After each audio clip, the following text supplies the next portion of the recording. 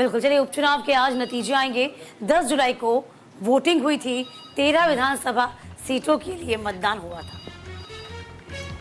तो देखिए 7 राज्यों की 13 सीटों पर मतदान हुआ था। 7 राज्यों की 13 विधानसभा सीटों पर उपचुनाव हुए थे और इसके नतीजे जो हैं वो आज आएंगे और साथ ही 10 जुलाई को मतदान हुआ था। बिहार, पश्चिम बंगाल, तमिलनाडु, मध्य प्रदेश, उत्तराखंड, पंजाब और हिमाचल प्रदेश में 13 विधानसभा सीटों के लिए वोटिंग हुई थी। तो देखिए अलग अलग राज्यों में अलग अलग विधानसभा सीटों पर उपचुनाव कराए गए थे। आपको याद होगा 10 तारीख को मतदान हुआ था और आज क्योंकि 13 तारीख है तो परिणाम का जो ऐलान है वो आज किया जाएगा।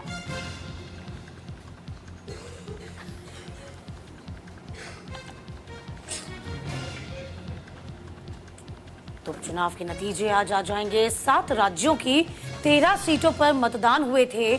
मतदान के जो नतीजे रहे वो क्या कुछ होंगे इसके बारे में आज पता चल जाएगा। 10 जुलाई को वोटिंग हुई थी और आज रिजल्ट का दिन है।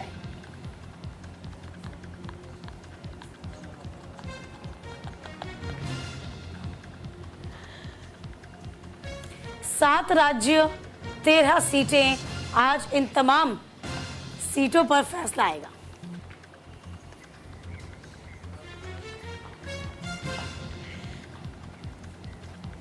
चले ज्यादा जानकारी के लिए हमारे साथ गीतांशु सेजवाल जुड़ गए हैं इसी खबर पर।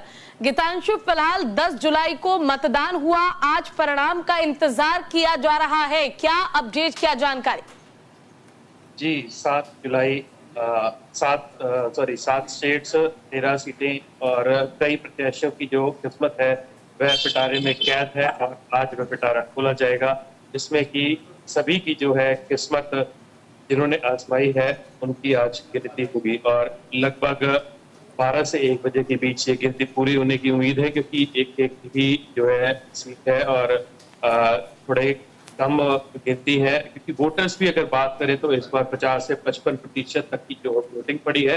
तो उम्मीद की जा रही है कि 12 से 1 बजे तक जो है इनके पिटारे की जो है गिनती कंप्लीट हो जाएगी और उसके बाद जो चुनाव के नतीजे आने हैं वह देखने लायक होंगे, क्योंकि कई प्रत्याशी ऐसे हैं जो कि अपनी पार्टी की सीट से रिजाइन कर दूसरी पार्टी ज्वाइन कर दोबारा से उसी सीट पर जो है चुनाव लड़ रहे हैं।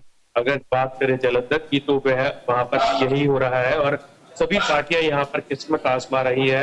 लगभग 3 पार्टियों के बीच कांटे की टक्कर बताई जा रही है, जिसमें कि आम आदमी पार्टी सबसे ऊपर मानी जा रही है, क्योंकि खुद सीएम भगवंत मान अलग अलग वार्ड में जाकर जालंधर वेस्ट के वहां पर लोगों से वोटों के लिए कह रहे हैं।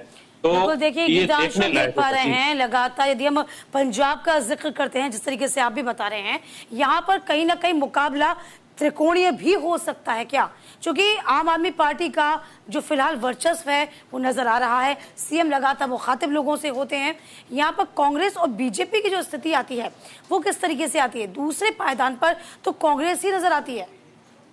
देखिए पहले बीजेपी के प्रत्याशी यहाँ पर आम आदमी पार्टी के जो है सीट पर थे, तो वहां पर उन्होंने अपनी तरफ से इस्तीफा दे दिया था और अब वह बीजेपी की सीट की तरफ से लड़ रहे हैं। अगर बात करें बीजेपी की तो वह पहले आम आदमी पार्टी में थे, अब बीजेपी की तरफ से लड़ रहे हैं। तो काफी हद तक जो है इन दोनों के बीच में जो है मुकाबला देखा जा रहा है कि कौन यहाँ पर सीट ले जा सकता है। और कांग्रेस की अगर बात करें तो लोकसभा चुनाव में अच्छी खासी प्रदर्शन कर पंजाब में ऊपर आई है और इस बार भी जो है खुद जो पूर्व सीएम है और करंट जो एमपी है तो चरणजीत सिंह चन्नी, वह खुद लोगों के साथ जाकर जो है घर घर जाकर अपने वोट का प्रचार कर रहे थे कि वोट उन्हें कांग्रेस को दी जाए, क्योंकि कांग्रेस इकलौती पार्टी है जिन्होंने दल बदला नहीं है और उनका प्रत्याशी जो है पहले से ही मैदान में डटा हुआ है। तो यह कहीं ना कहीं त्रिकोणीय मामला जरूर है कांग्रेस, आम आदमी पार्टी और बीजेपी के ऊपर, और तीनों ही जो है अपना दमखम दिखा चुके हैं चुनाव के प्रचार के दौरान। और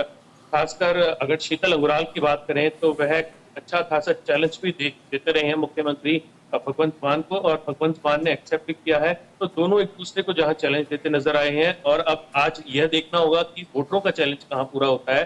कौन सीट ले जा सकता है। खासकर आम आदमी पार्टी की बात करें तो पूरा दमखम लेकिन उन्होंने दिखाया। गीतांशु, यही तो बड़ा सवाल है। आम आदमी पार्टी जिस तरह से विधानसभा चुनाव जीती और उसके बाद पंजाब की जब हम बात करते हैं तो यहाँ पर बीजेपी का वर्चस्व काफी हल्का नजर आता है। बेशक से अगर कोई भारी भूमिका में है तो वो कांग्रेस पार्टी है। तो ऐसे में क्या ये समझा जाए कि कांग्रेस पार्टी के साथ जो इस बार पंजाब में गठबंधन नहीं बना और अकेले दोनों पार्टियों ने खुद के दम पर चुनाव लड़ा, तो कहीं ना कहीं जो ये उपचुनाव हुए हैं इसमें आम आदमी पार्टी का फायदा होता नजर आ रहा है या फिर कांग्रेस का? ग्राउंड जीरो से आपको क्या लगता है? ग्राउंड जीरो की अगर बात करें तो यहाँ पर पूरे पंजाब के जितने भी विधायक हैं, मंत्री हैं और खुद सीएम भगवंत मान है, वह सारे यहाँ पर डेरा जमाए हुए थे और काफी दिनों तक यहाँ पर चुनाव प्रचार जो है जलंधर वेस्ट में चलता रहा है। तो जहां पर अगर दबदबे की बात की जाए तो आम आदमी पार्टी का दबदबा जरूर नजर आता है। पूरी जोड़ तोड़ कर जैसे भी हो मेहनत पूरी की गई है और आम आदमी पार्टी अगर यह सीट जीतती है तो कहीं ना कहीं सीएम भगवान जो है अपने आप पर फक्र महसूस करेंगे, अपने लोगों पर फक्र महसूस करेंगे और जनता का धन्यवाद करते हुए नजर आएंगे। अगर शीतल अंगुराल यह सीट जीतते हैं तो एक प्रत्याशी की जीत मानी जाती है, क्योंकि बीजेपी की अगर बात करें तो यहाँ पर जो है जलंधर, अगर पंजाब की बात करें तो कहीं ना कहीं ढीला पड़ता हुआ जरूर नजर आया है, मगर शीतल अंगुराल अपने आप में कॉन्फिडेंट है कि उनकी जनता उन्हें जरूर वोट करेगी। और अगर कांग्रेस की बात जनता करें के वोट की आप बात करें गीतांशु, तो क्या लगता है जनता ने किस आधार पर वोट किया होगा? या वो मुद्दे रखे होंगे खास, या फिर पार्टी के बाबत वोट किया होगा? क्या लगता है आपको? देखिए, अगर जलंधर वेस्ट के मुद्दों की बात रहे तो सबसे बड़ा मुद्दा है नशा, लड़ा सट्टा और 2 नंबर के काम है जो खासकर जलंधर वेस्ट में फेमस रहे हैं। यह एक मुद्दा है। और दूसरा है सफाई, सीवरेज और पानी का जो मसला रहा है। खासकर यह मसले जो है कभी हल नहीं हो पाए हैं।